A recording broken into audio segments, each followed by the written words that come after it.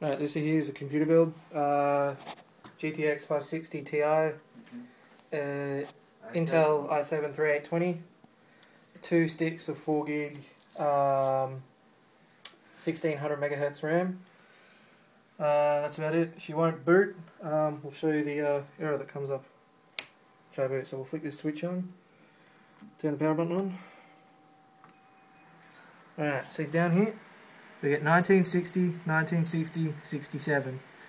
We have no idea what this means. As you can see, all fans are spinning.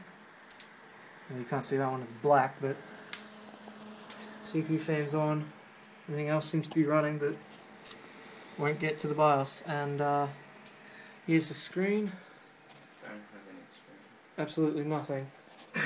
Completely black. So guys, any help would be greatly appreciated.